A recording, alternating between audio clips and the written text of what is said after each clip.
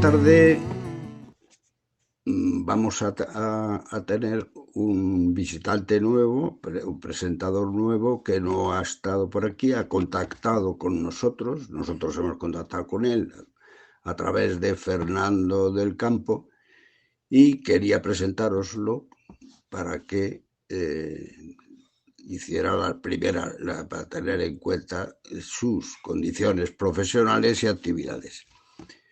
Es profesional de marketing y la comunicación financiera, con casi 20 años de experiencia en el mundo de la información financiera y los fondos de inversión.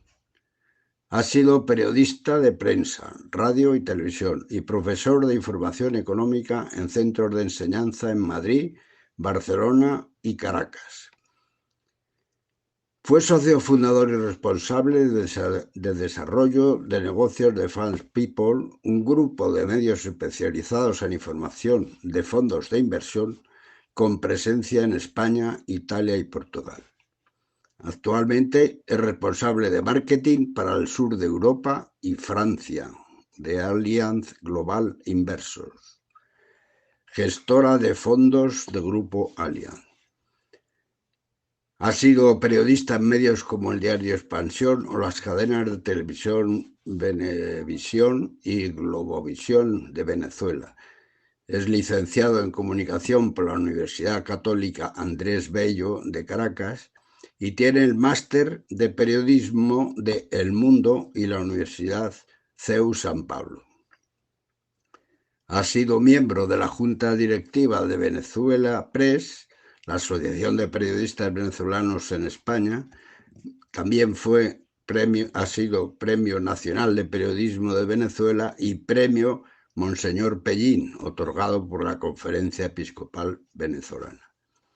Como veréis, por el tema que estamos tratando, que vamos a tratar, que él va a explicarnos, las negociaciones de la bolsa en el siglo XVI enlazan y coincide con lo que hemos estado presentando a lo largo del año de la carrera de Indias.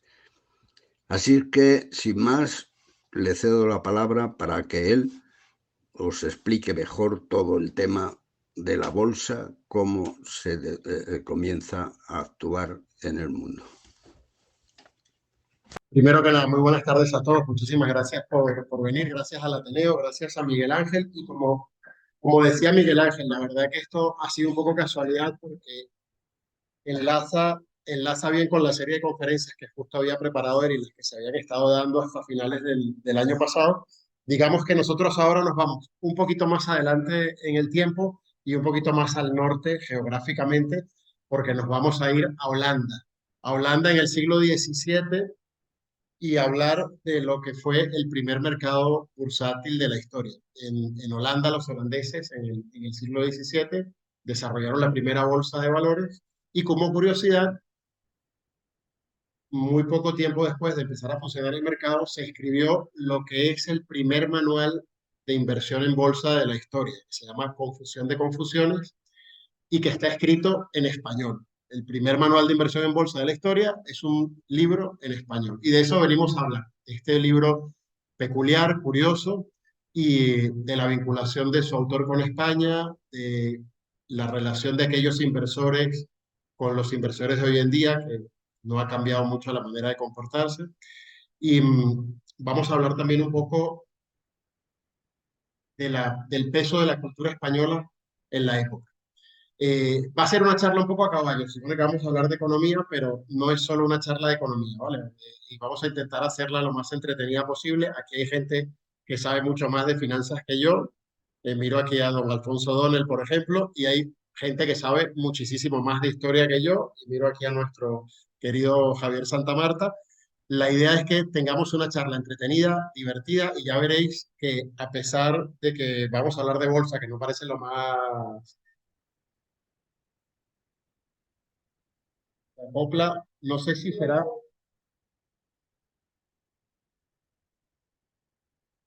Sí, ¿verdad?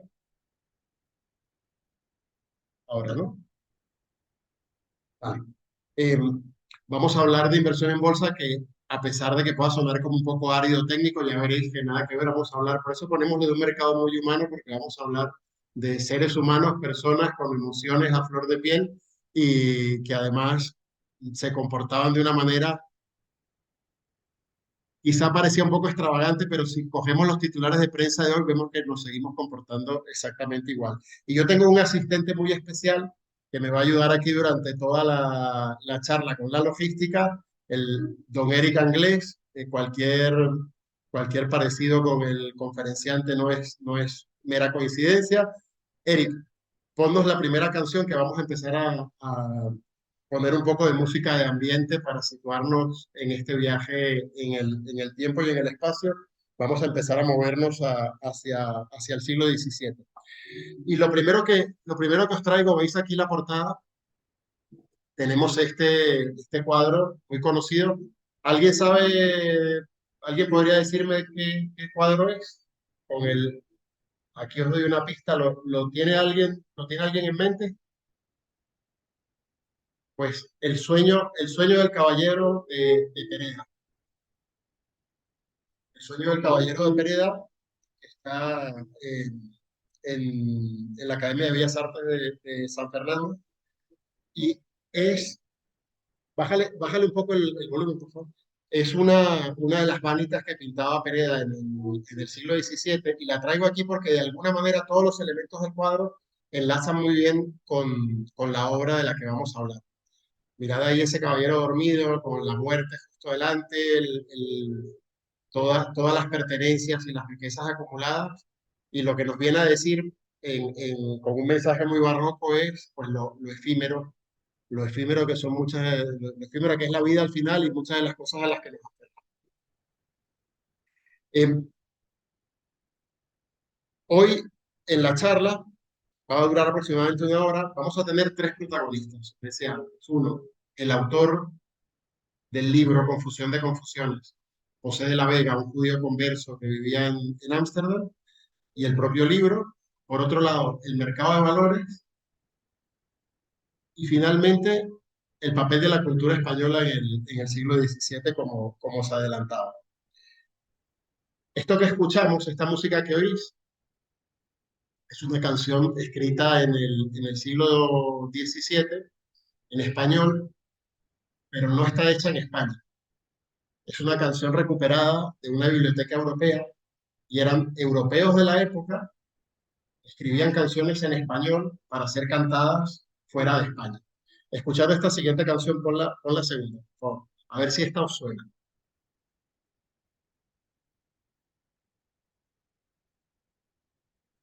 Vamos a cambiar radicalmente de ritmo.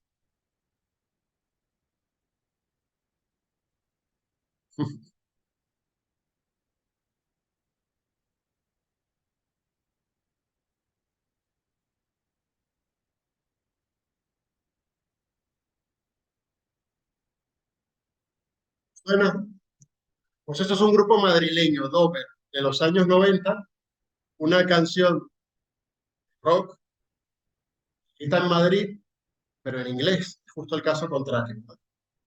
Pon por favor la siguiente. La siguiente es un poco más peculiar todavía, así que aquí no espero que nadie acierte.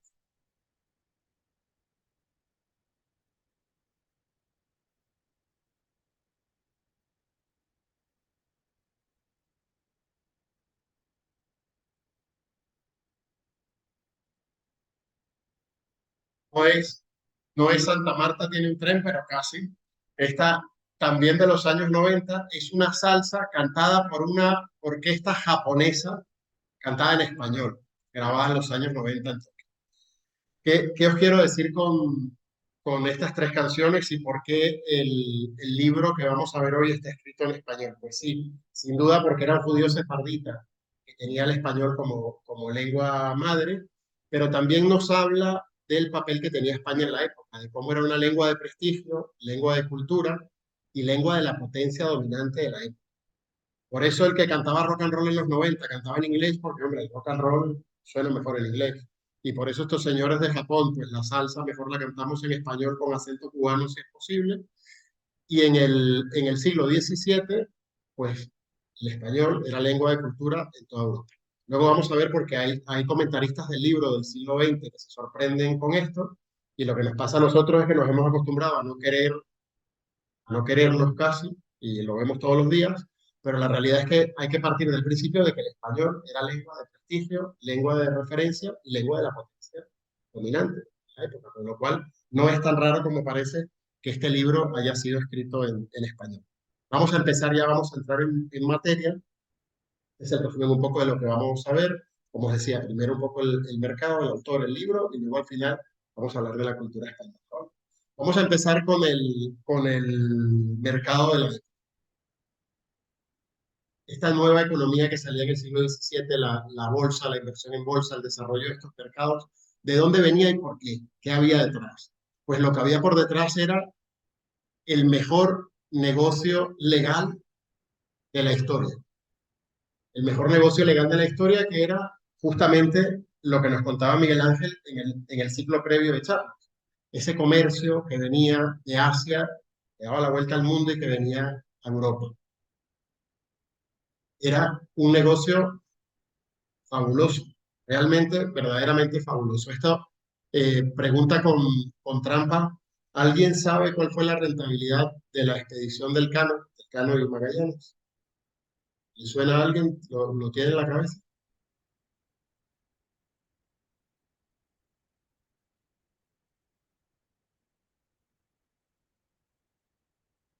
Uno.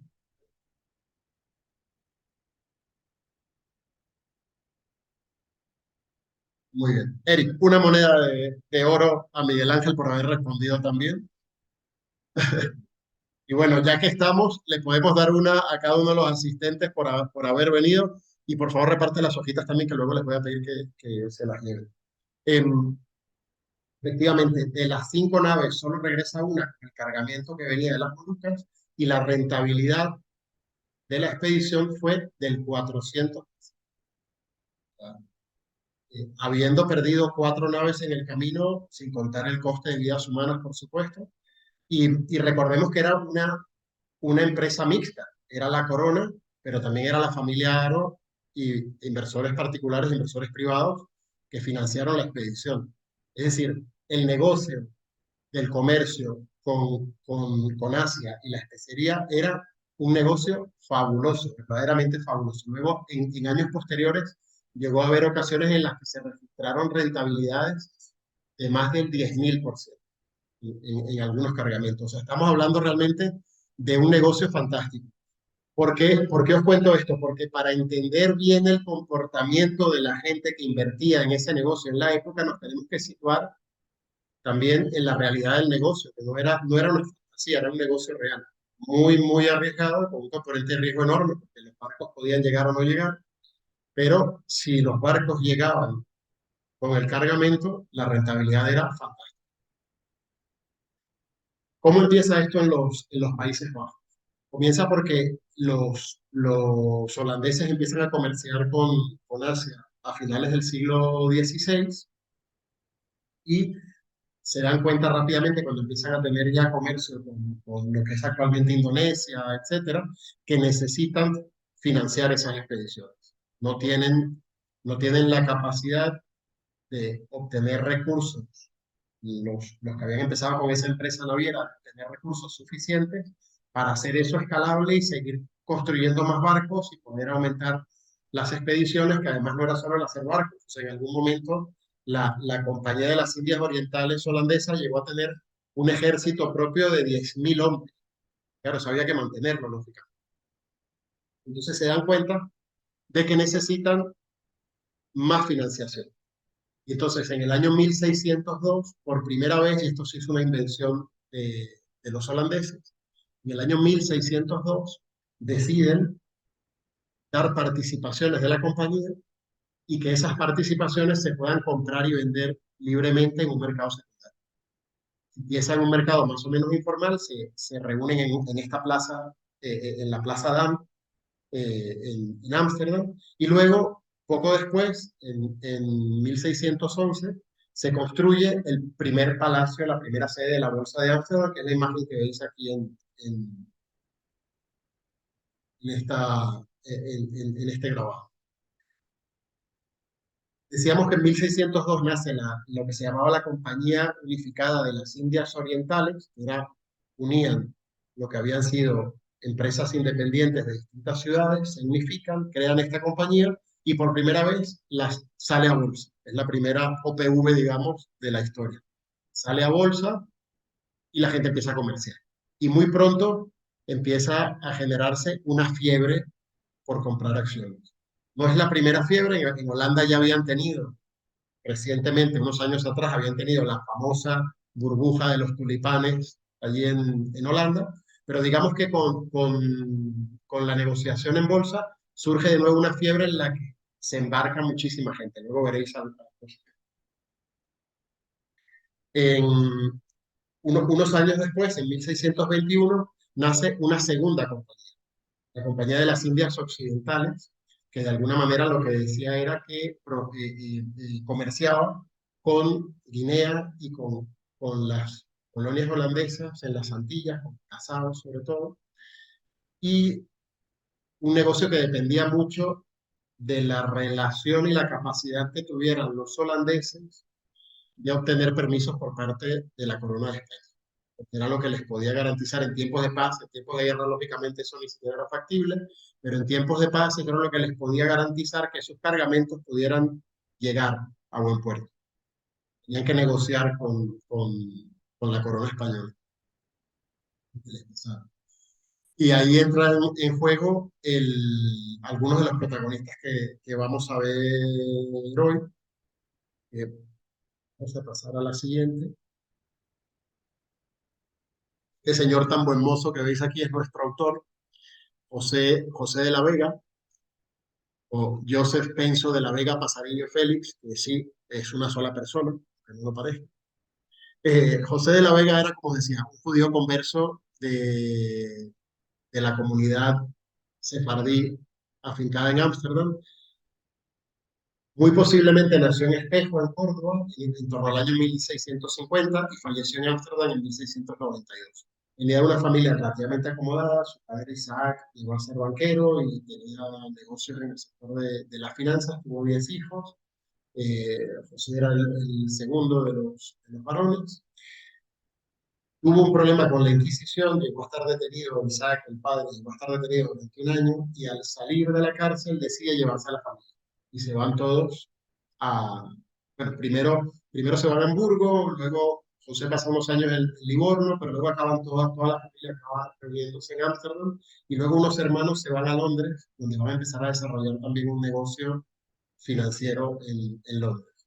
Y José de la Vega empieza a invertir, iba a decir a especular, que realmente era lo que hacía más que empieza a especular en bolsa, y luego en paralelo desarrolla también una carrera literaria. Tenía el gusto por la literatura, desde los 17 años ya publicaba obras, empezó publicando en hebreo, pero también publicaba en español, y empezó, como nos dice él aquí, que he sacado esta cita, a robar algunas horas al sueño y a usurpar algunos ratos al comercio para poder escribir.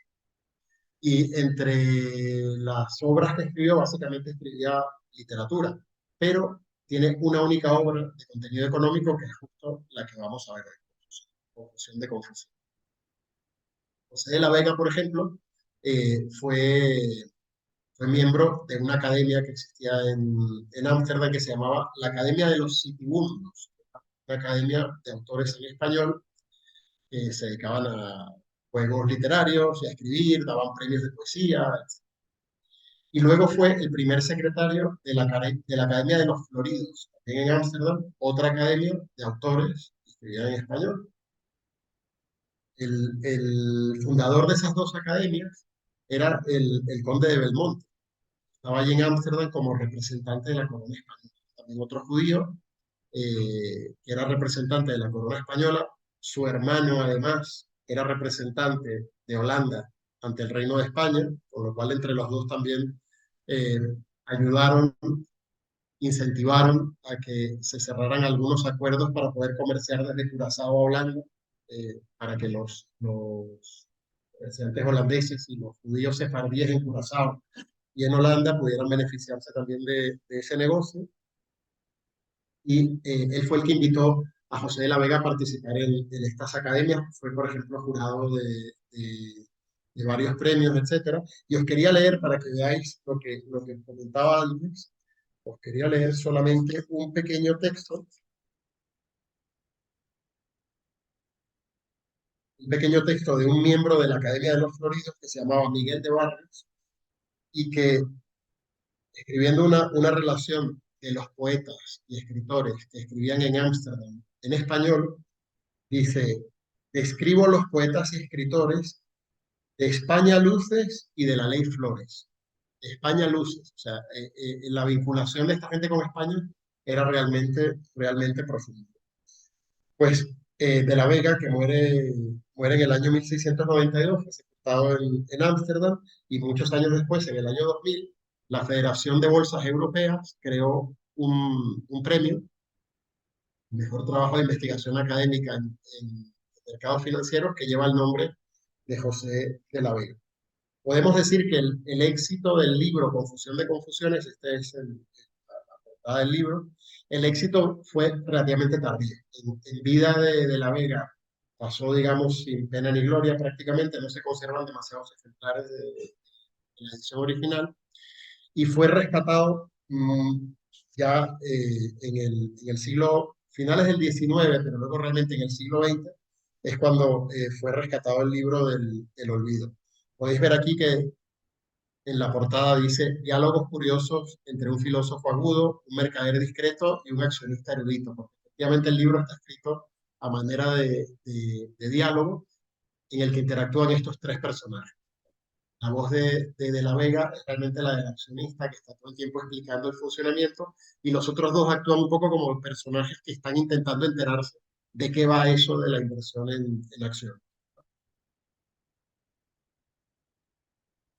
Y nos dice él que tuvo tres motivos para escribir el libro. Dice: entretener el ocio con algún deleite que no es sobre lo modesto, describir para los que no lo ejercitan un negocio que es el más real y útil que se conoce hoy en la Europa, y tercero, pintar con el pincel de la verdad las estratagemas con que lo tratan los tabúes que lo desean. Y efectivamente es un buen resumen de lo que es el libro. Con algunos ejemplos de, de las ediciones que ha tenido Confusión de Confusiones.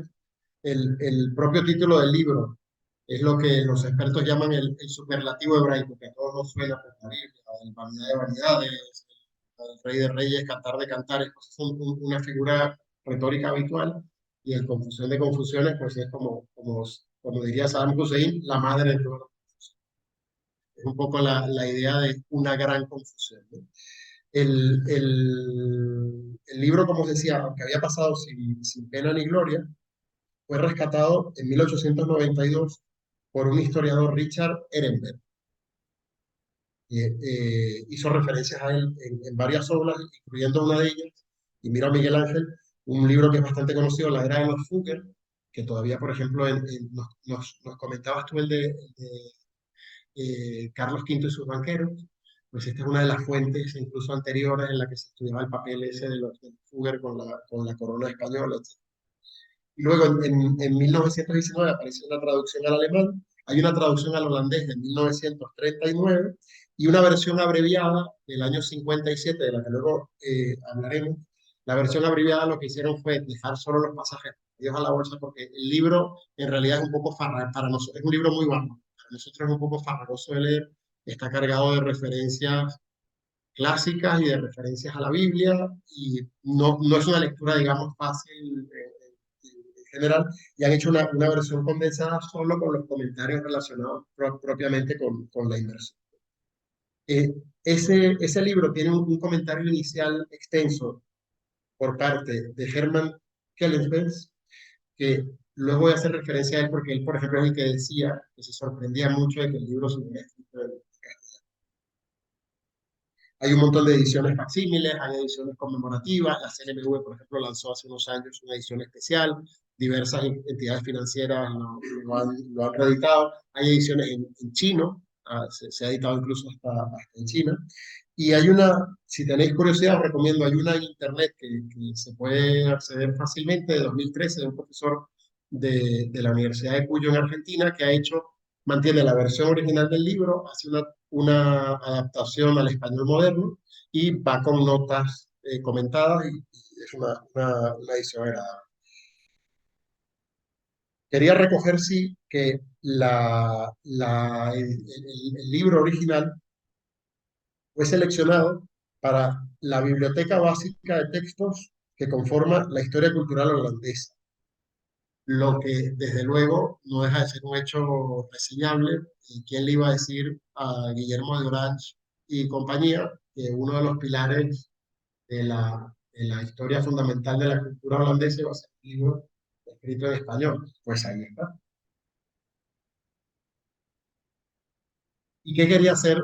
¿Qué quería hacer de la Vega? Pues explicar un fenómeno nuevo, explicar una cosa que efectivamente era una novedad completa. Nunca se había negociado en bolsa y, y era algo totalmente nuevo que la gente no conocía. Que por primera vez la gente descubría que había la posibilidad de comprar unas participaciones en una empresa que luego te iban a generar unos dividendos. Era una concepción totalmente nueva. La Vega en la introducción hace al filósofo, le hace preguntar, ¿qué negocio es este? Que aunque he oído hablar muchas veces de él, ni lo entiendo, ni me he aplicado a entenderlo, ni le he hallado ningún libro que hable en él para que se entienda.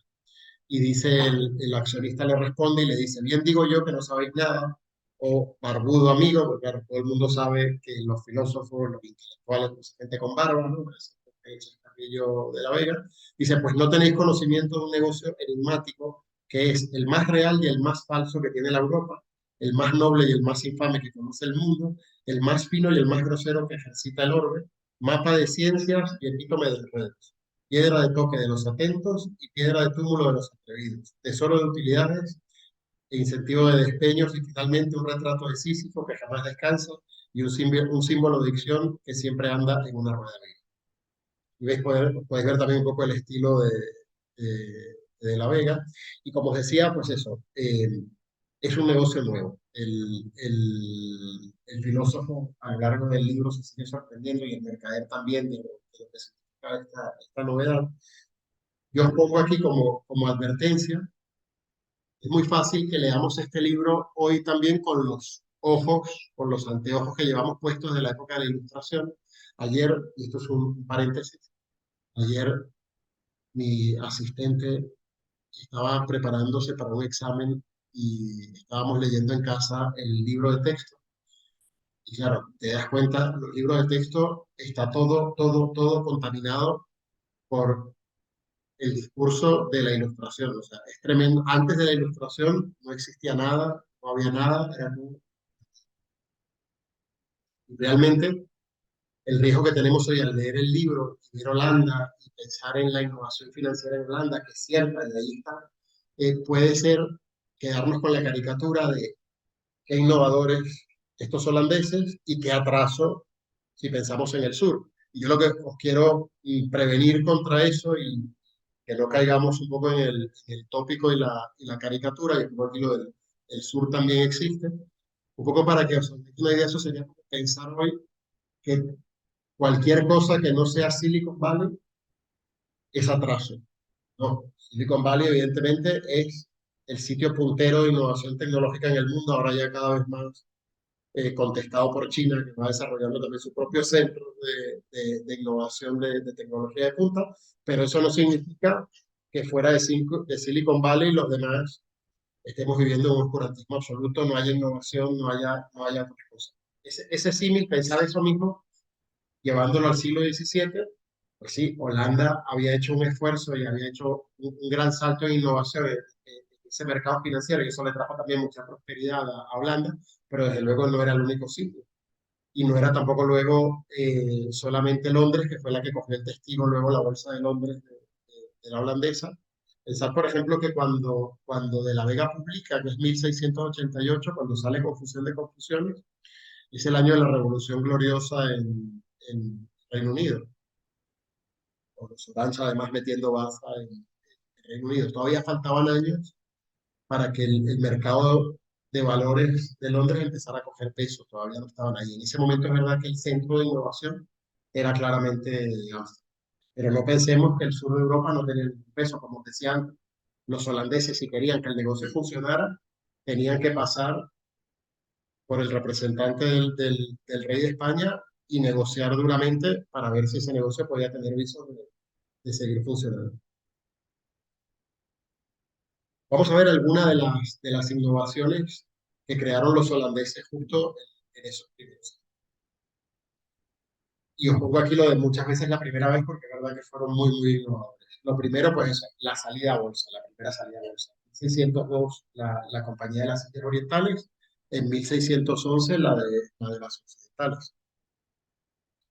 El pago de dividendos. La primera vez que una empresa pagó dividendos fue también allí en 1611.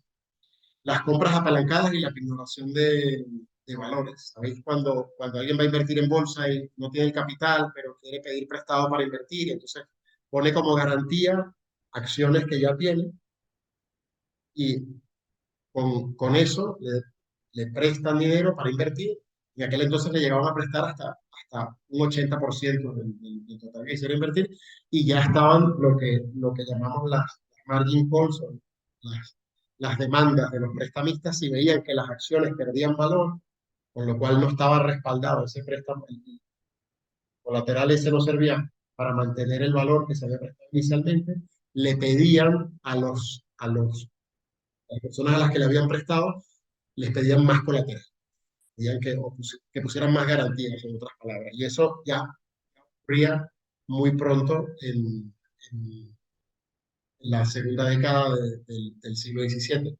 Es increíble porque toda esta lista que veis aquí y unas cuantas cosas más que lo iremos viendo, salió en apenas 2 décadas. O sea, lo increíble es que en 1602 sale a cotizar la primera compañía y 20 años después, que solo había 2 compañías cotizadas, ya teníamos compras apalancadas, futuros, opciones. Había un nivel y un grado de innovación enorme en muy, muy pocos años. Muchas de las cosas que ahora pensamos que tienen relativamente poco tiempo entre nosotros, pues ya están dando vueltas, al menos desde el siglo XVII.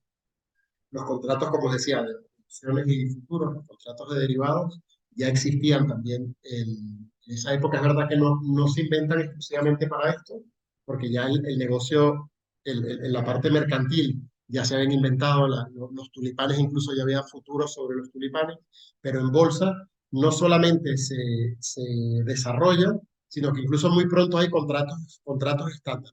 La gente iba a la plaza y decía, quiero comprar unas opciones y ya había el contrato redactado en el que solo había que poner el nombre del que vendía, el nombre del que compraba, la cantidad, la prima que iban a pagar, etcétera. La fecha en la que expiraban, etcétera.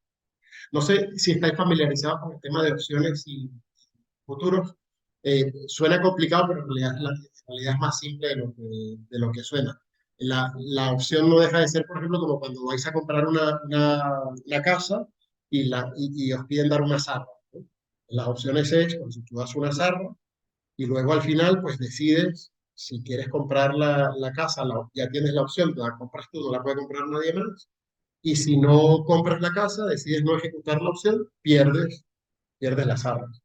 En este caso es igual, hay una prima, que sería el equivalente del dinero de las arras, pues, la prima no suele ser tan alta como se paga con las arras, pero hay una prima y tú lo que estás comprando es la opción de poder tener un activo en el futuro o no. Y el futuro es similar con la diferencia en el caso del futuro existe la obligación de adquirir en una fecha determinada. Esa sería un poco simplemente la diferencia entre.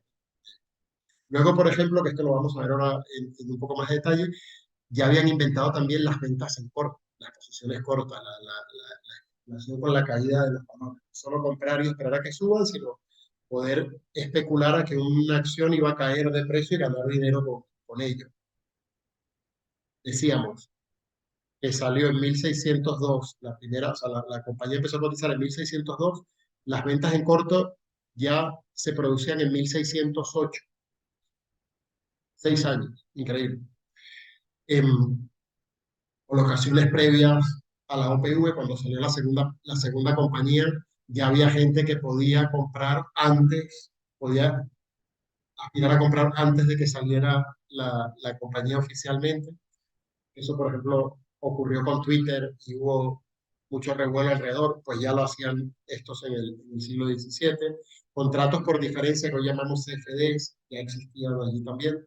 Y había una especie de acciones más pequeñitas, que no eran las acciones oficiales, con un importe nominal mucho menor para que la gente pudiera tener un acceso más fácil a ella, una especie de inversión fragmentaria que ya también existía en esa época. Había operaciones por lotes de acciones o lo que hoy llamamos aplicaciones, y empezaron a desarrollar incluso lo que hoy llamamos el análisis fundamental y hasta una especie todavía muy incipiente y muy rudimentario de análisis técnico en el siglo XVI. Todo esto, claro, vino con una jerga nueva, ¿no? Y esto es verdad, esto es como una maldición bíblica que los financieros todos hemos heredado y seguimos usando palabras raras para seguir hablando de las cosas con las que trabajamos habitualmente. Y ya se quejaban incluso en la época de La Vega, pues se dice que los terminillos no son cosa de cuidado. Dice, entiendo que siguen un injerto de arábigo y griego y que sea necesario el más perito buscar un nuevo lexicón para entenderlas, un nuevo calepino para explicarlas y un nuevo covarrubias para entenderlas. En realidad, pues eso, mezclaban palabras en latín, pero palabras en flamenco, francés, etcétera, y estaban inventando una jerga técnica nueva que estaban haciendo. Em, Nuestro Covarrubias, ¿sí?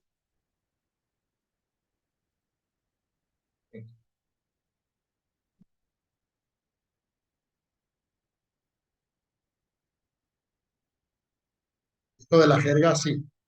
Lee tú ese fragmento.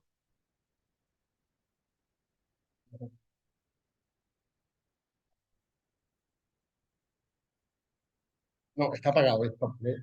Bueno, puedes leer acércate aquí si quieres. Innovación, novedad y dificultad.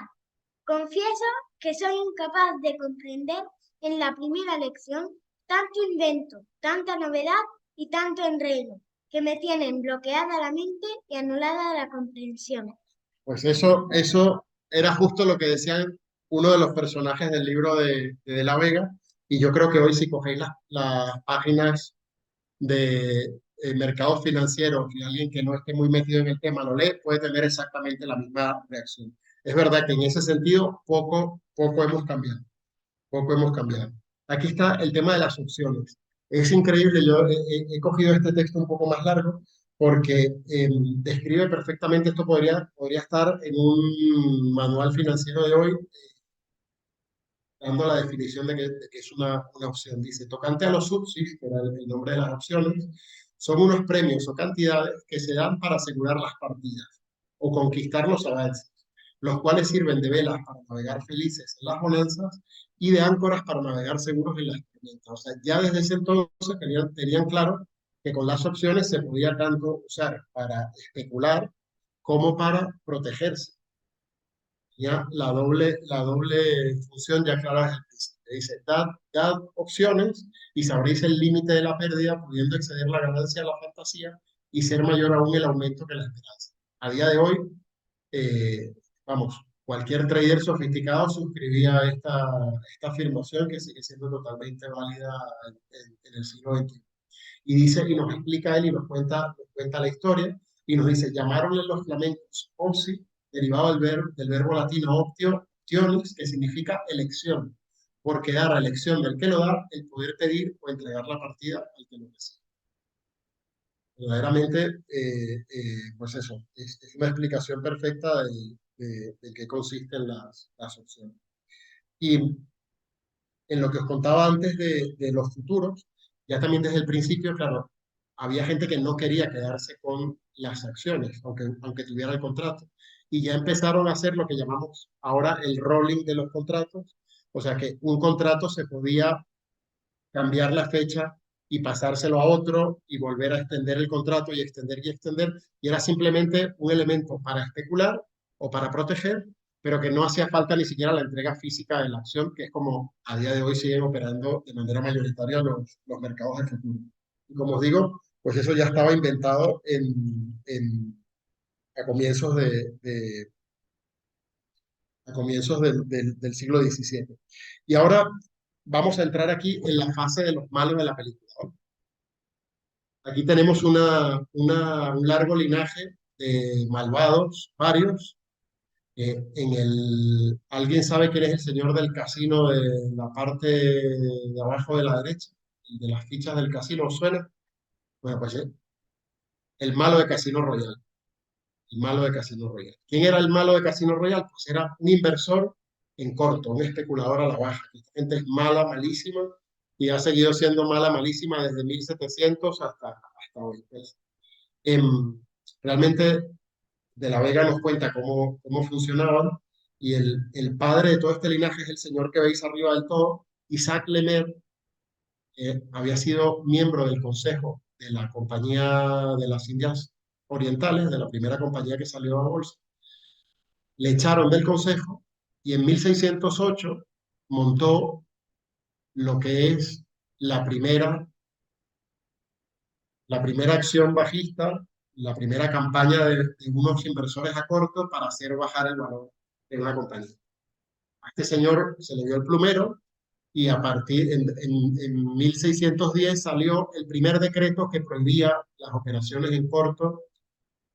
Digo el primero y no el último. El primer decreto que salió para prohibir las operaciones al descubierto cuando no se poseían las acciones. Digo el primero porque luego en Holanda solamente hubo otro, si no recuerdo mal, en 1621, 1632. Bueno, hay toda una retahíla de decretos repitiendo lo mismo.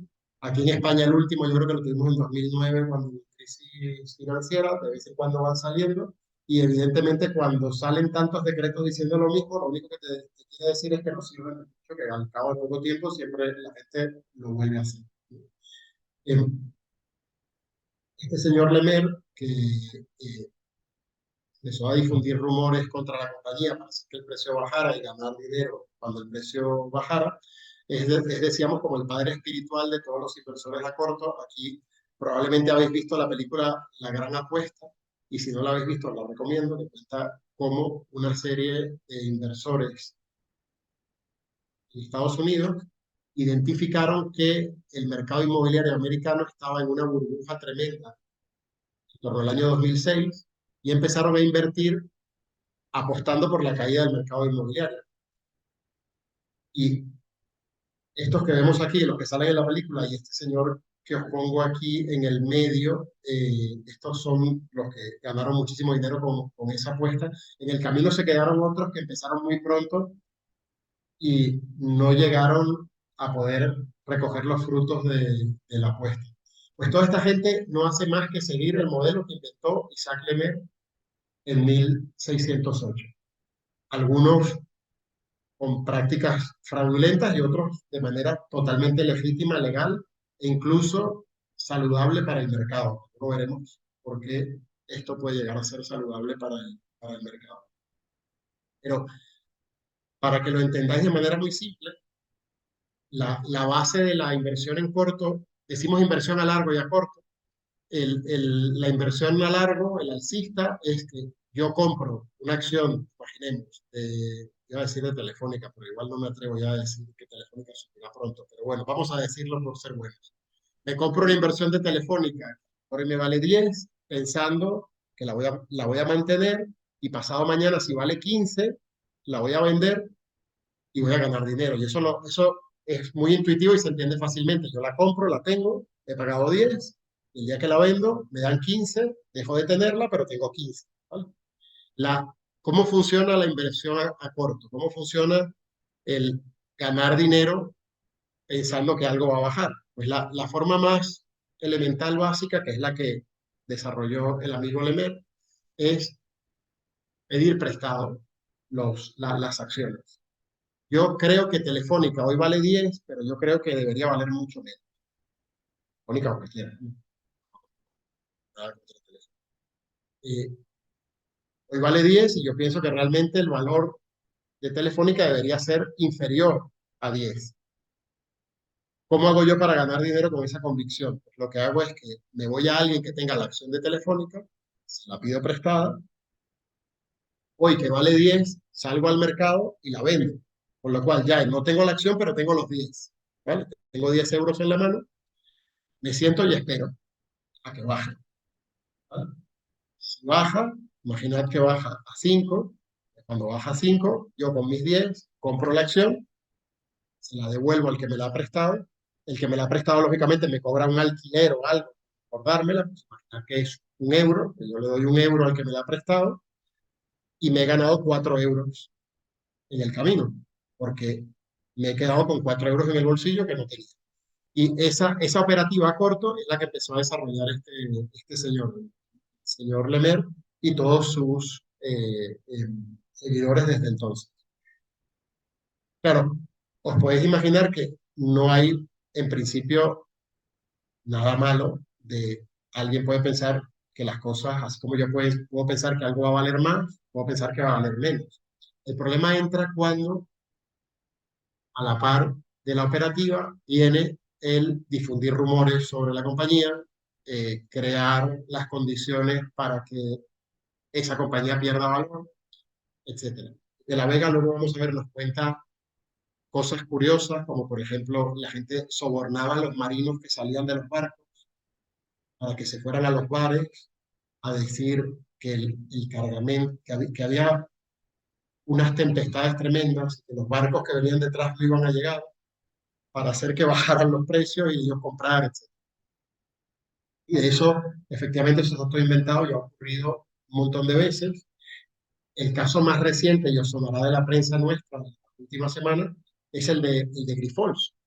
No sé si habéis seguido lo que ha ocurrido en bolsa con Grifols.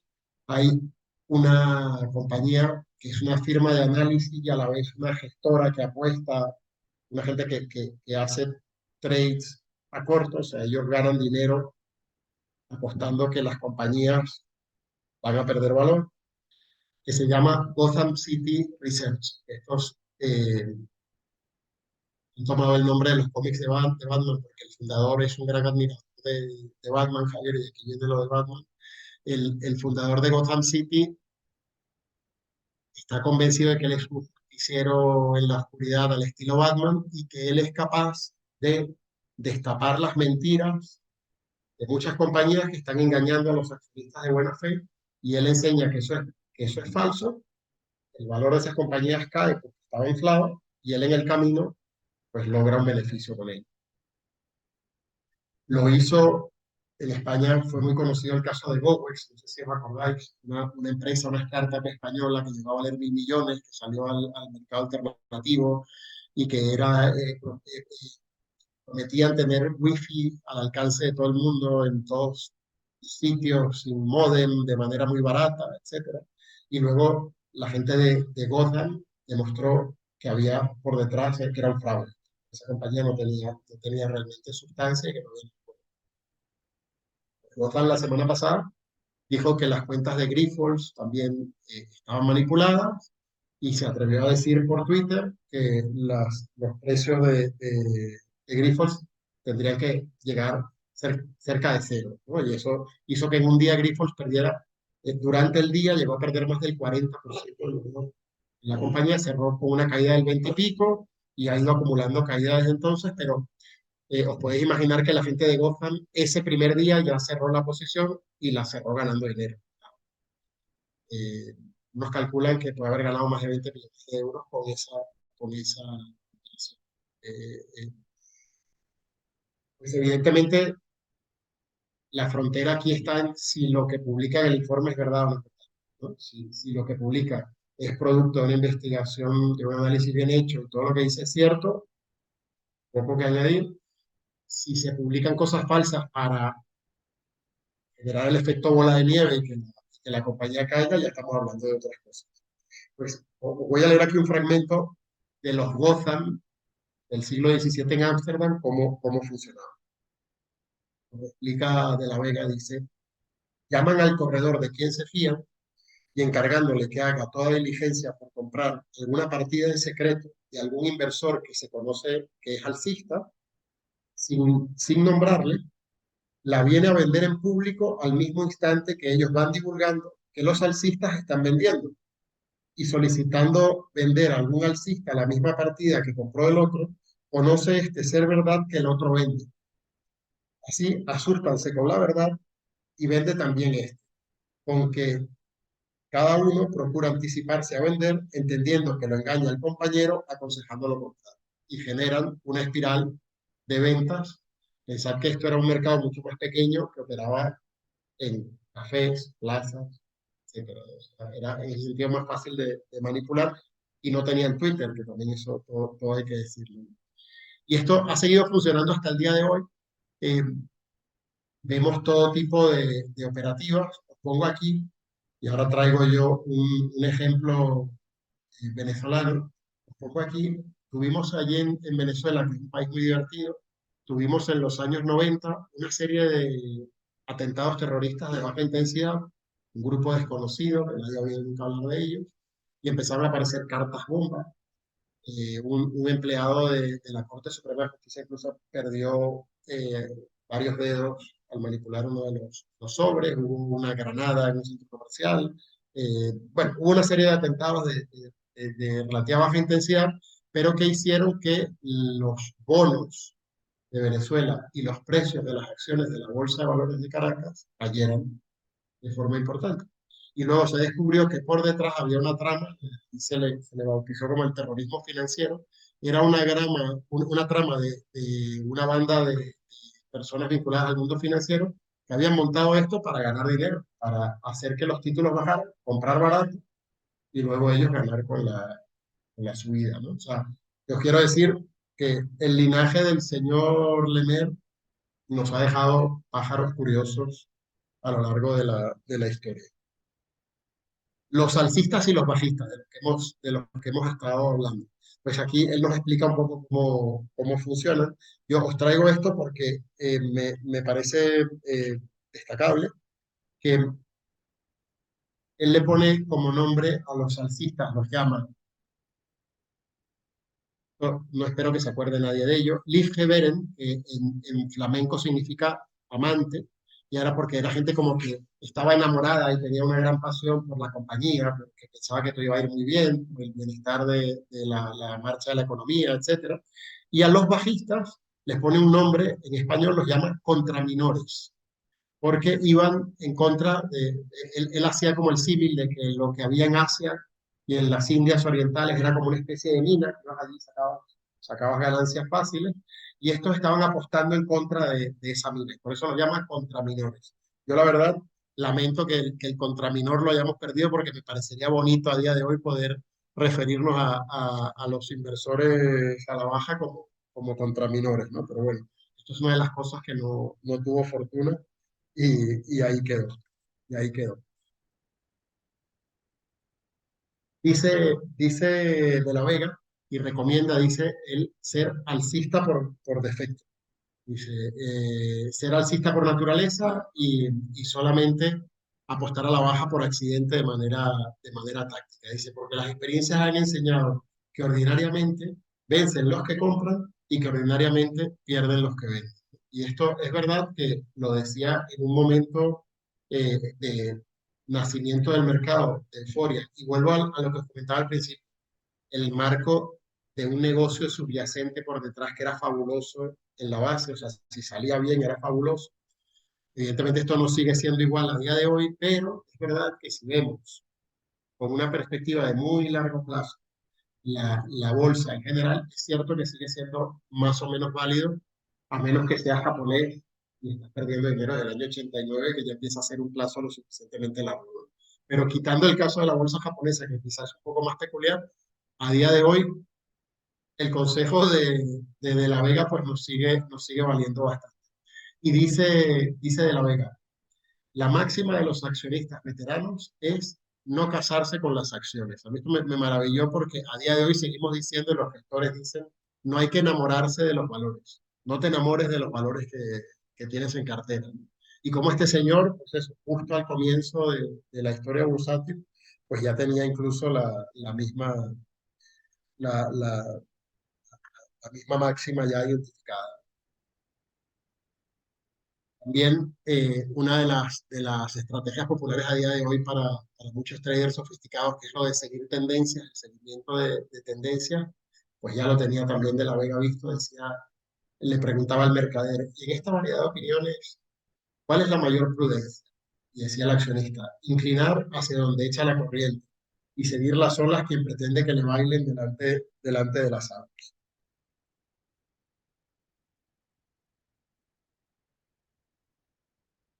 Vamos a ver un poco ahora el mercado. El mercado de La Vega, cómo era, quién participaba, qué tipo de gente había, qué instituciones, etcétera. Pues ahí tenemos, primero, había inversores habituales e inversores ocasionales. Dentro de los habituales había lo que hoy llamaríamos manos fuertes, es decir, la gente con un patrimonio muy grande y que ya de La Vega en esa época dice que todo el mundo se fijaba en lo que hacían para intentar imitarlo, que es un poco el equivalente al siglo XVII del invierte como los peces gordos de Wall Street que te puedes encontrar en una librería, o invierte como Warren Buffett, ¿no? Pues en aquella época era a ver estos acaudalados que hacen. Y luego había inversores ocasionales, mercaderes. Curiosamente dice que había muchas mujeres y compraban y vendían, no lo hacían directamente, tenían que hacerlo a través de un tercero, el marido, un familiar, un conocido, lo que fuera, pero muchas mujeres se habían enganchado ya al negocio de la bolsa. Nos cuenta, por ejemplo, el tipo de transacción, como había los bancos prestaban dinero a los inversores, igual los particulares, que había un mercado ya de préstamos ¿verdad? Esto muchas veces suele ser ya la receta del desastre cuando todo el mundo empieza a pedir prestado para valores, ¿no? Ya se daba en esa época. Había dos tipos de corredores o brokers. Había lo que llamaban los corredores jurados, que tenían como un título oficial que luego muy pronto se convirtió en hereditario, y lo que llamaban corredores libres, que era gente que se dedicaba a ello, pero no tenía, digamos, la certificación. En ambos casos ya se había estipulado que podían operar para los clientes, pero no por cuenta propia. Es decir, podían ser brokers, en el lenguaje nuestro de hoy podrían ser brokers, pero no podían ser dealers, ¿vale? La terminología esta del siglo XX. Era gente y se hacía lógicamente para proteger a los clientes, para no tener un corredor que estuviera también operando por su cuenta y que pudiera estarte usando a ti para tapar desgracias o para, para financiar cosas que estuviera haciendo. Dicho esto, no se podía formalmente. En la realidad, luego en el libro de La Vega nos cuenta que lo hacían de manera cotidiana bajo cuerda. O sea, había malas prácticas que él describe. Luego, agentes de compensación, ya había no había una cámara de compensación, pero había personas que se encargaban de hacer la liquidación y la compensación de las operaciones. Había mercados oficiales y lo que hoy llamaríamos mercados OTC, que son los mercados over the counter, de La Vega hablaba en español. Nosotros ahora para hablar de mercado financiero tenemos que hacer como los del rock y todo en inglés, ¿no? Em, ¿Cuáles eran los mercados estos OTC? Pues era el bar, el sitio donde iban a tomar café o a fumar, la plaza. Y es curioso porque desde muy pronto operaban 7 días a la semana. O sea, esta gente tenía un frenesí tremendo, por eso muy pronto se hizo ese edificio gigante de la bolsa para dar cobertura a esto. Pero si querías operar fuera de las horas en las que operaba la bolsa, pagando un pequeño canon, podías operar en cualquier sitio de la ciudad habilitado informalmente para ello. Os quiero leer solamente como curiosidad. Él nos describe cómo eran esos cafés y esos sitios en los que negociaban y nos dice, frecuentan nuestros taúres unas casas en que por venderse cierta bebida, a que llaman coffee los holandeses y café los levantinos, se intitulan coffee houses, que quiere decir casas de coffees en flamenco, y son de mucha comodidad para el invierno por los juegos con que agasajan y pasatiempos con que lisonjean. Pues en unas hay libros para leer, en otras tableros para jugar, y en todas gente para discurrir. Quien toma chocolate, quien coffee, quien suero, quien té, y casi todos tabaco, para entretener el discurso con que se calientan, se regalan, se divierten a poca costa, oyéndose las novedades, disputándose las materias, ajustándose los negocios. Y nos dice De la Vega que la actividad de trading en esos cafés era tremenda. Luego vamos a ver algunas de las picardías de la época, pero cuenta todo tipo de artimañas que usaba la gente para intentar engañar al de al lado. En los contratos estándar de los que hablábamos antes, había ya supervisores y reguladores. Justo un año después de publicar Confusión de Confusiones, se aprueba el primer impuesto a las transacciones financieras en 1689. O sea, los reguladores ya estaban activos en la época.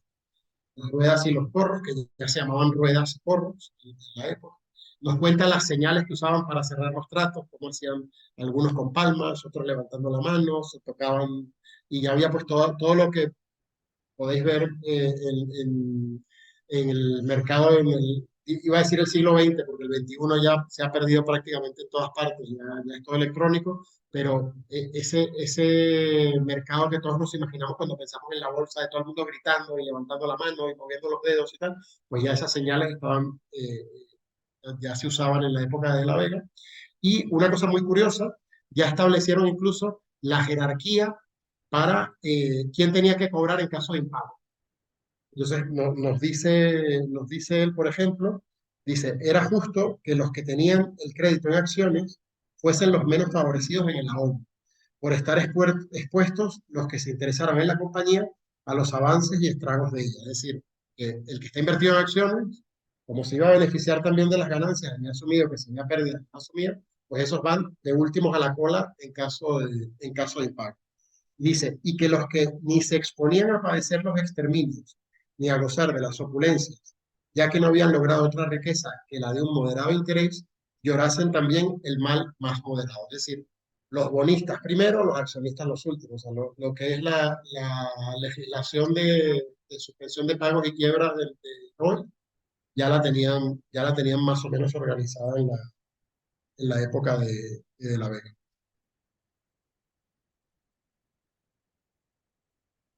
Y ahora vamos a ver un poco el comportamiento de los inversores.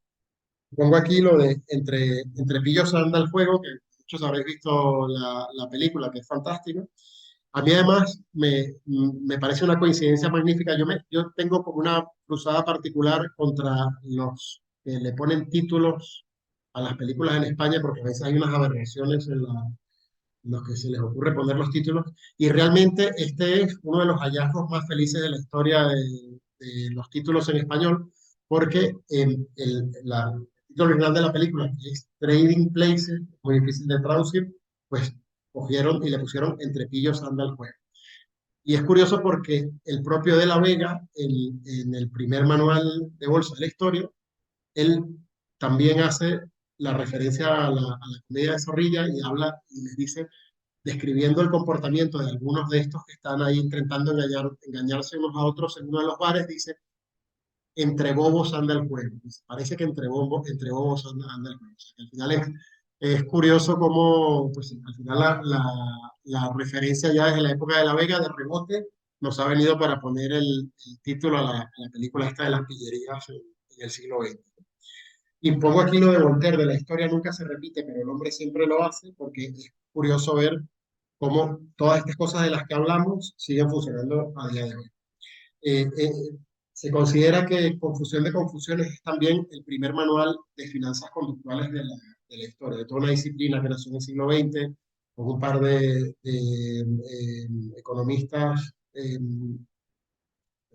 también de origen judío, eh, uno de ellos ganó incluso, el otro había muerto, incluso no ganó el Nobel uno de ellos, y son como los padres de las finanzas conductuales, pero podemos decir que el antecedente remoto es el libro de La Vega. Nos cuenta, por ejemplo, de los sesgos que están descritos habitualmente, nos cuenta el exceso de confianza, de cómo la gente se creía más lista o poder de una información que era infalible, el exceso de trading, cómo el negociar demasiado juega en tu contra, el efecto rebaño, cómo se comportaba la gente siguiendo al resto, muchas veces sin criterio. El efecto rebaño yo siempre cuento en una de las charlas que doy de inversión en bolsa, hay un chiste muy antiguo de un niño, una profesora de ciudad que la mandan al entorno rural y el primer día de clase llega a clase y le pregunta a uno de los niños, que eran de allí del pueblo, le dice, a ver niño, si tenemos 100 ovejas y dos salen corriendo, ¿cuántas ovejas nos quedan? El niño le dice, ninguna. Dice, ¿cómo que no sabes mucho de matemáticas, ¿no?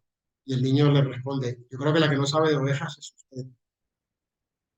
Y efectivamente, el efecto rebaño y ese comportamiento de las ovejas lo seguimos teniendo a día de hoy en bolsa y lo seguimos viendo para bien y para mal. O sea, el exceso de alegría y el exceso de pánico y cómo la gente se sigue moviendo de esa manera. Esto en el siglo XX lo llamaron el efecto de disposición, que no es un palabra, pero que simplemente lo que trata de decir es en contra de lo que nos pide el instinto, es dejar que los valores que están subiendo, mantenerlos y dejarlos, no vender, y en cambio los que caen, deshacerte rápido de ellos. De la Vega, justo al contrario, y como a cualquiera de nosotros de manera intuitiva, él recomienda lo contrario. Dice, si algo sube, véndelo y lo que está perdiendo, manténlo, que ya subió. Es un poco como la cabezonería del inversor amateur, que yo creo que cualquiera pasa por ahí. Pues él de alguna manera describe eso. Luego, de la Vega nos cuenta cómo la bolsa es un juego de expectativas, luego lo vamos a ver, cómo hay una sobrereacción a las noticias. Esto me parece también muy curioso. Hay una anécdota famosa de un gran inversor del siglo XX que se llamaba Costolani. Costolani contaba que estaba en la estación de San Moritz y de repente vio que había unos grandes ejecutivos de empresas petroleras de la época y vio que uno de los ejecutivos justo estaba en la habitación enfrente de la suya, ¿no? Y él esa noche se va a dormir a su habitación y de repente le tocan la puerta y le deslizan un telegrama debajo de la puerta. Él abre el telegrama y ve que el telegrama estaba dirigido al alto ejecutivo de esa petrolera que estaba en la habitación frente a la suya. Y él lo lee y era una información confidencial que estaba invitando a comprar acciones a saco de esa compañía. Pues el bueno de Costolani al día siguiente se hinchó a comprar acciones y resultó que el telegrama, por supuesto, era falso, lo habían engañado, le habían dado el cambiazo y el hombre ingenuamente pues había comprado sin que el telegrama fuera de verdad ni dirigido a ese señor. Pues de la Vega nos cuenta cómo en aquella época hacían algo parecido. Había inversores que escribían ellos mismos una carta, hacían que otros se la entregaran y la dejaban caer como por descuido y se marchaban. Para que llegara alguien, la recogiera y leyera, y era como para incentivar también movimientos intentando sembrar falsos, etcétera. Cuenta, por ejemplo, cómo susurraban de manera que el de al lado pudiera escuchar, pensando que realmente no debía oír, etcétera. Os traigo aquí, por ejemplo, una cita que me parece curiosa. Dice, en otra ocasión, consulté con el propio amigo que haría para el acierto, y viéndose circundado de muchos que buscaban brujulear por los ademanes las resoluciones, no me pudo responder más que metafóricamente y me dijo, Carlos V.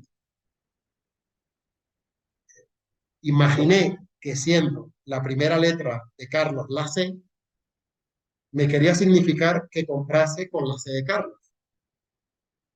Mas al saber que por escribir algunos Carlos V con la V, me quiso dar a entender que vendiese. O sea, puedes fijar el grado de juego y de pillería que había ya también en la época. Y luego, cosas como los inversores se dedican a generar explicaciones a posteriori de todo lo que ocurre, y a posteriori todos somos unos fenómenos, porque ha subido, porque ha bajado, tal. Antes nadie lo sabe, pero después sí. El riesgo de pensar de más, dice de la Vega como los más sofisticados y los que le dedican más tiempo a pensar no necesariamente son los que más aciertan.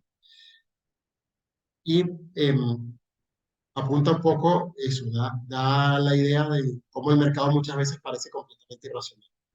Dice, apuntan las noticias que llegan que las acciones deberían valer 1000 y ellas se obstienen en valer 500. Son las acciones exquisitas en las variedades y fuera de toda comprensión en los efectos. Cuando parece que debieran deshacer como la sal, saltan. Y cuando parece que debieran desatar, se deshacen.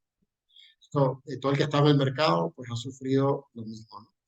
Aquí, esto de todas formas, luego podemos compartir la presentación, que tampoco quiero marear con todos los detalles, pero eso dice que en Pisa, la torre de quien Carlos V dijo que no tenía otro defecto que no estar en una caja para que sirviera como de rareza. Dice, depende por donde la miras, parece que se cae para un lado, que se cae para el otro, ¿no? Dice, el mercado pues también, depende cómo lo mires, parece que está listo para subir o listo para caer.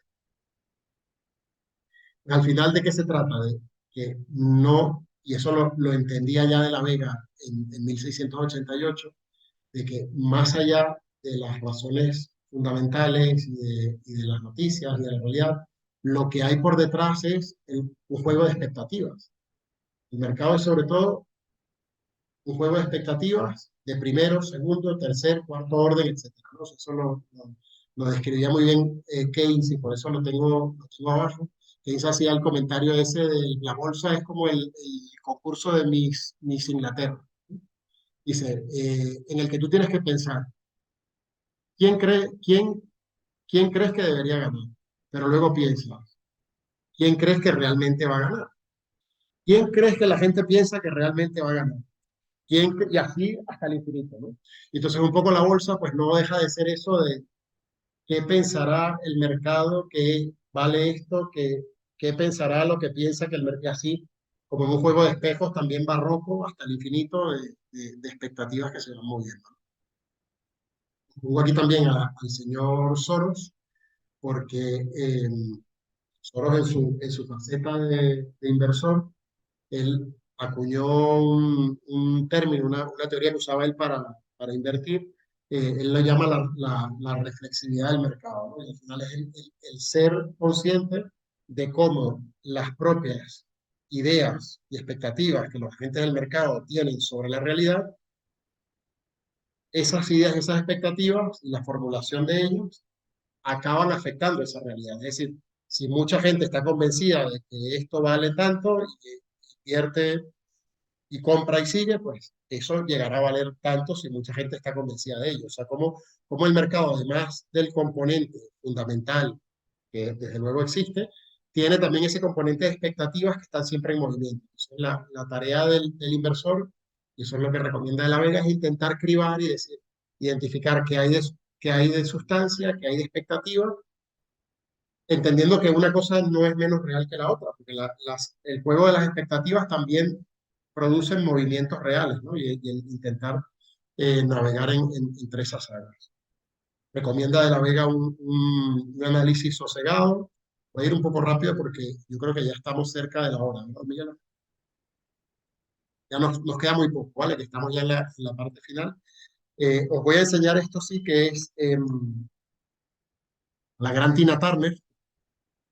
Los anglosajones que son muy dados a todo el tema de acrónimos, ya sabéis que inventan siempre lo de Brad Pitt y Angelina, era Brangelina y el Brexit y tal, y todo luego acrónimos para todo y tal, pues inventaron hace unos años lo de Tina, que ha estado muy de moda durante estos años cuando los tipos de interés estaban muy bajos, que era There is no alternative, no hay otra alternativa, ¿no? Entonces la gente invertía en bolsa porque no había otra alternativa, porque como los bancos centrales tenían los tipos de interés tan bajos, si tú comprabas un bono perdías dinero, si pues, tenías un depósito no te daba nada, pues el que quería invertir estaba, de alguna manera lo estaban empujando a la bolsa, ¿no?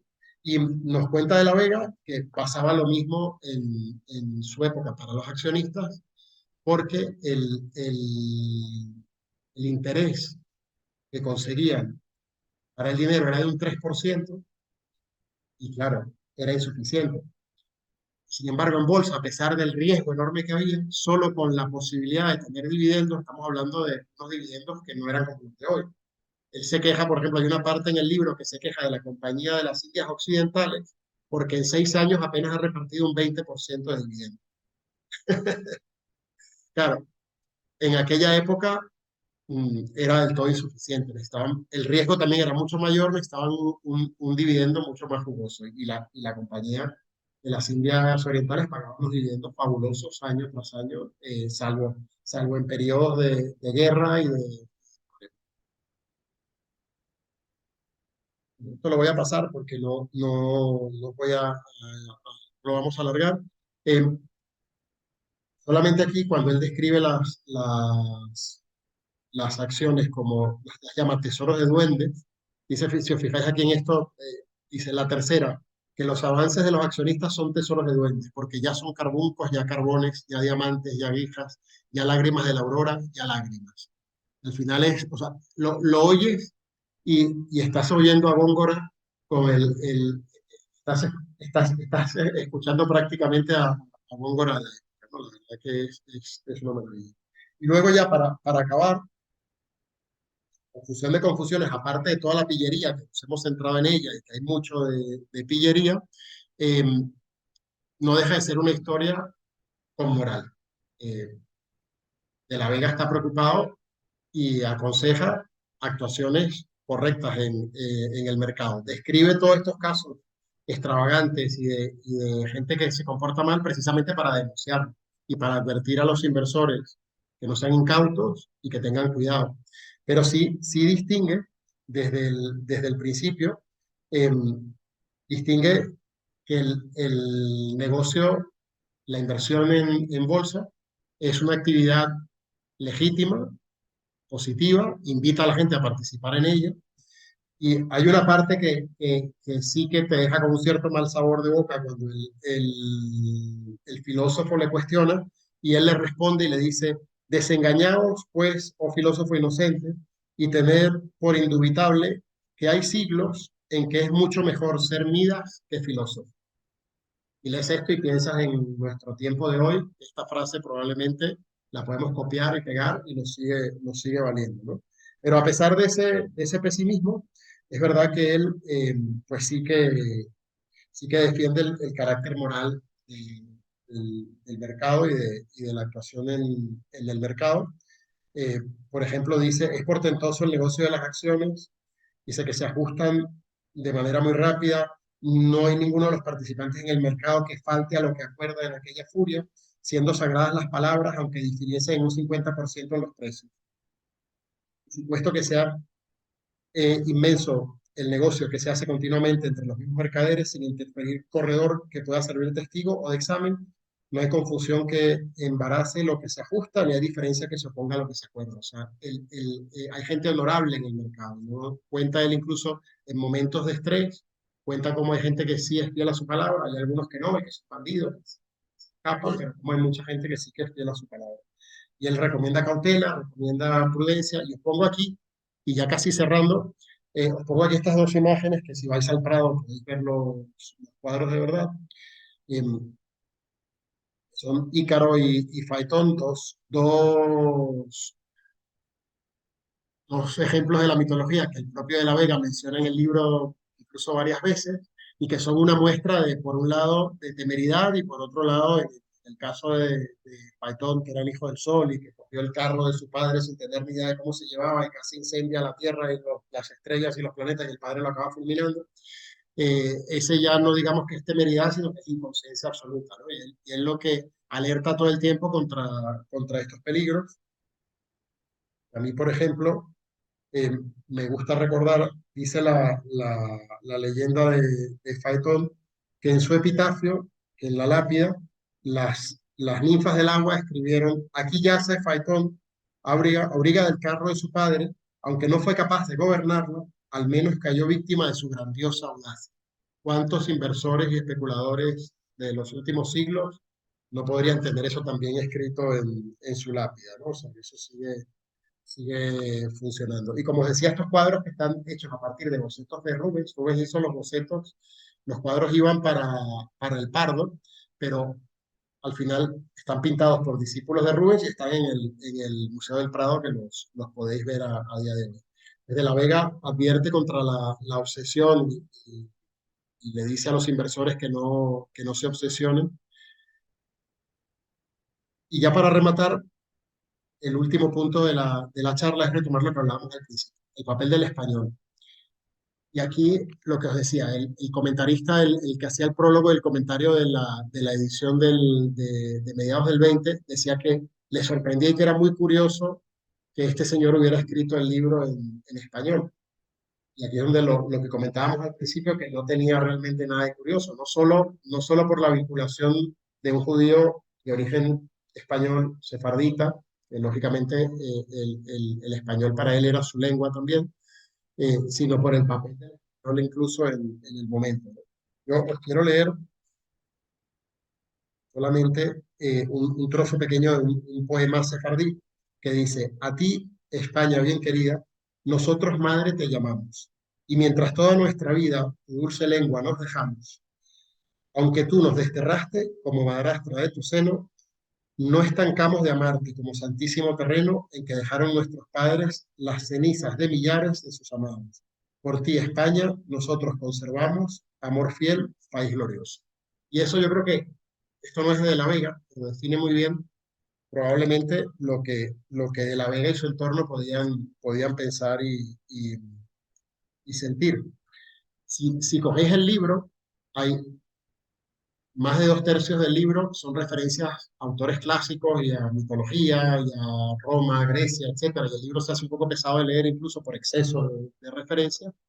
Y también hay muchas referencias bíblicas. Él bebe un poco de la fuente clásica y bebe de su tradición judía. Su padre además había sido un poco como el de Spinoza, también estudioso de la Torá, había intentado que él siguiera ese camino y de la Vega se fue más bien por otros derroteros, pero él ha bebido de esa fuente, él sigue utilizando. Sin embargo, de la Vega hace referencias constantes a autores españoles, y solo autores españoles. De la Vega, cuando habla de Portugal, porque su familia materna es originaria de Portugal, algunos dudan si él hubiera podido incluso hasta nacer en Portugal o en Ámsterdam. Eh, Él incluso cuando habla de Portugal lo hace a través de autores españoles, no lo hace a través de autores portugueses.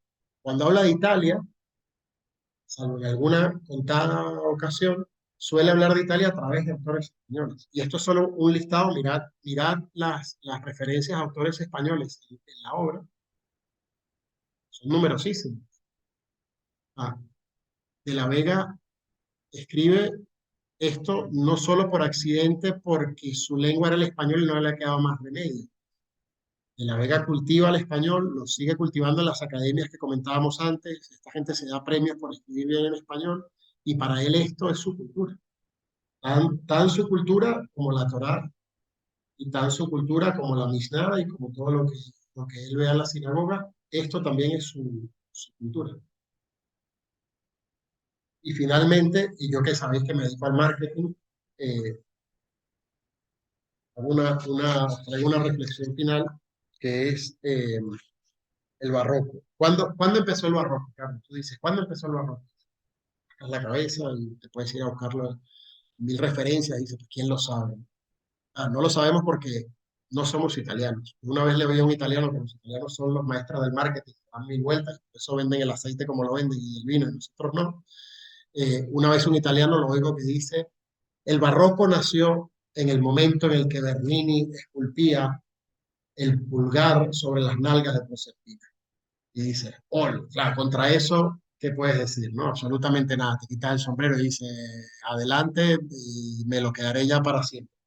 Pero lo que os traigo es, y volviendo a aquello que os decía antes de Silicon Valley, dónde estaba la innovación y la leyenda negra, Javier, que nos seguimos trayendo también en tantos sitios, pues es verdad que a lo mejor nuestro barroco es distinto, ¿no? Nuestro barroco es diferente. Por eso os traigo estos otros dos ejemplos aquí. Pero también era el barroco de la Vega. Y también era el barroco que nos describe él en el libro. A mí me maravilla, por ejemplo, cuando dice, las acciones son espejos y de los que hacen parecer que el objeto que representa que está en el aire o de los que dejan inmóviles de maravilla a los que se miran en ellos. Tú lees esto y dices, igual es de la Vega, pero puede ser Calderón. O sea, este es un señor muy de su tiempo, ¿no?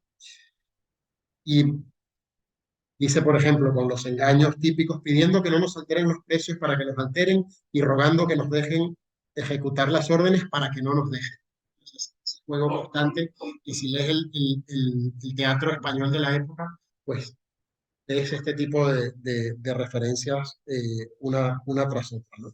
Y no es casual, pues, que De la Vega se sintiera cómodo especulando en ese mercado, que se sintiera cómodo operando en ese sitio de enredos, de engaños, etcétera. Él también, en su propia condición familiar, su padre de judío converso, criptojudío, que tenía que ocultar la religión, y que luego, cuando la Inquisición lo descubre, acaba marchándose, pues también eso era parte de la historia personal, ¿no? De esa historia de diversas capas, etcétera, ¿no? Y como reflexión final, pues yo solamente os invito a pensar eso, ¿no? De cómo esa época y cómo ese mercado se sigue pareciendo al nuestro, ¿no? Cómo todos esos juegos de engaños, cómo ese mundo en el que es más importante ser Midas que filósofo, y cómo la gente busca la ganancia fácil, y cómo se engaña para intentar destruir el valor de alguien que se lo ha construido, pues sigue funcionando. Y sin más, yo ya lo dejo aquí por si hay alguna pregunta. Y de todas formas, y aunque no sea lo que os decía, no es la lectura más grata del mundo, la versión larga y sobre todo en castellano original, pero la versión corta, eh, adaptada al castellano actual, es una lectura súper fácil, son apenas unas 100 páginas. Y si os interesa el mundo de la bolsa y la historia de los mercados financieros, etcétera, os invito a repasarla. Os dejo allí algún extracto más de alguno de los pasajes del libro, pero si tenéis interés, os invito a visitarlo, porque merece la pena. Es un libro que definitivamente es una joya, y además una joya.